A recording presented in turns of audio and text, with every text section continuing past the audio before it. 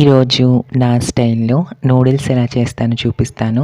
ముందుగా స్టవ్ మీద పాన్ పెట్టుకొని ఆయిల్ వేసుకొని వేడయ్యాక జీలకర్ర, పచ్చిమిర్చి తరుగు, కరివేపాకు, కొత్తిమీర, సన్నని ఉల్లి తరుగును కూడా వేసుకొని ఇవి లైట్‌గా ట్రాన్స్‌లూసెంట్ అయ్యేంత వరకు వేయించుకోండి. చూడండి, ఉల్లి ముక్కలు ఈ విధంగా కాస్త మెత్తపడ్డాక ఇందులోకి చిటికెడు ఉప్పు, చిటికెడు పసుపు, చిటికెడు కారం వేసుకొని వేయించుకోండి.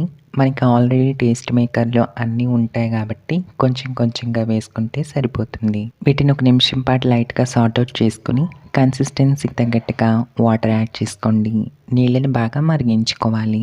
చూడండి, నీళ్ళు ఈ విధంగా మరుగుతున్నప్పుడు ఇందులోకి 2 నూడిల్స్ బండిల్స్‌ని వేసుకోండి. వీటితో పాటుగా వచ్చిన టేస్ట్ మేకర్‌ని కూడా యాడ్ చేసుకొని కలుపుకుంటూ వీటిని బాగా కుక్ చేసుకోండి.